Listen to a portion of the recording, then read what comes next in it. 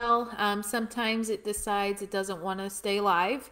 But I'm hoping that Facebook will not kick me off and doing all that. I've noticed that from when we were doing the 5 day challenge last week that it kept kicking me off and it was just real annoying. So with that being said, I'm going to open up and talk about the 3 rules to successful real estate investing. So Laura and I just got off of a summit for women that are interested in real estate. We were a guest speaker, and feel free to say hi because I would love to see who's on here as I'm talking.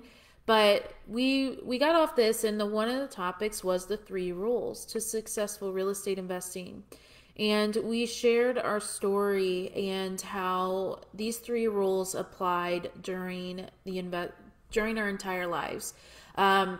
Laura and I are a mother-daughter team, for those of you that don't know, and Laura's been investing since 1987, and I was born into the real estate arena. We have gone through the ups and downs, more so Laura than myself in real estate, but how we got into it, and what attracted us to real estate. So trust me when I say I understand where starting out can be a little bit scary and you're feeling like, I don't even know if I know what to do as far as real estate. Believe it or not, these tips that I am about to give you is something that everyone can do, everyone can master, and really build success in real estate. So one of the biggest things is throughout our real estate career is that we had to succeed in so many different ways, and I started from rock bottom. So if you haven't read the post, I did share a post on why I got into real estate, and I had hit rock bottom about 6 years ago, a couple months ago, and I had to really build from nothing. I lost everything. I went through a divorce. I lost my best friend and husband virtually overnight. I had, at the time, he was 2.5 years old. I had a little boy. He's still here. He's 8.5 now. But he was 2.5 at the time, and I had to start over. I had to really build from the ground up. I had no money. I had $5 to my name. I sold what I could to get me the gas home to St. Louis from the middle of nowhere, Kansas, and start completely over. Moved in with my mom, went through divorce, moved down to South Florida, and really just change it all. And it was not the easiest thing. I started working full time. I was in debts. I was in thousands of dollars of debts. My parents were helping me pay for daycare because I stopped being able to afford it. And I just really started having everything, panic attacks. I had to put myself into therapy. It was just a really crazy time. And so I got into investing the biggest thing was I wanted to change my life. I wanted to bring in income, and a lot of income, because I was just building up all this debt and I was completely on my own, and I was living check to check, and honestly I was negative. There was times I went days without eating, or I ate, something here and there, and it was just a very, very, very rough time. So with that being said, when I got into investing, I had to work on time management. That is the first rule to successful investing is time management. I was working full time. And I was a single mother, so full time. And so what I did was I worked my job. I worked from 8 a.m. to 5 p.m.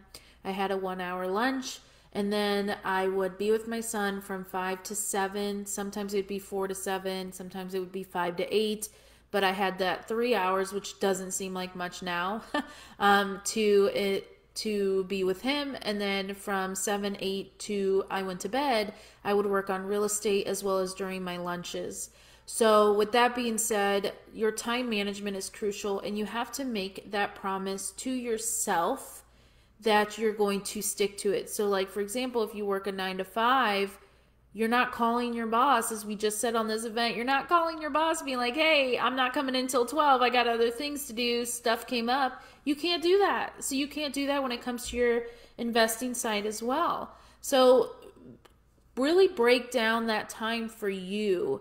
Break down and be like, you know what, no matter what comes up, from 8 to 10 or 2 to 3, 2 to 5, I'm going to work on this business because this business is going to catapult me further into my career and be able to either leave my 9 to 5 or build that freedom to be with my family or build that, that cash flow that I need. So that is the biggest one, is time management and really sticking to that promise you make yourself. Now, the second one is focus. Focus on one strategy. Don't try and do wholesaling, buy and hold, fix and flip, raising private money all at once. If you try to do all those different strategies, could you see why it may take longer for you to invest, to succeed at it, to really build yourself forward? So don't just do 3 different strategies. Pick one. Do you want to wholesale? Do you want to fix and flip? Do you want to buy and hold and own rentals? What is the strategy you want to master first? You can always come back and succeed in the rest, but pick that one. When you've picked that one and you have set aside the time, then that is when the third one comes in, which is being consistent. Doing it every day. Don't give up when it gets hard. Continue to push through. You will see a return. So being consistent every day, I'm going to do this. It's going to be hard. You're juggling things. A lot of us are mothers. Even if you're not mothers, you have other things going on. I'm not just a single mom. I have 3 businesses I'm running, and I have to be consistent in all 3. And that's when I realized today, I was like, I haven't gone live in the group, and I go live in the group 1 to 2 times a week. And so no matter what, I was like, you know what? I got an hour here that I have to focus on my social media for the day. I'm going to go live during it. So with that being said, being consistent every day of the week is crucial for you to run that consistency and stick to it no matter what. These are the rules to successful investing. Pick a strategy, carve out the time for it, and then do it. Take action. A lot of your experience is going to come from taking action. Believe it or not, I could tell you a million different ways a deal's going to go, and you can study up on it, how you would respond, all of that, and then you're going to go out there and that one deal is going to be the 1,000,001. So I just wanted to jump in really quick, hit up your weekend with that. On Sunday is usually the days I plan out my entire week. So maybe pick a day that works for you, plan out your entire week, and then just stick to that promise to yourself and don't give up.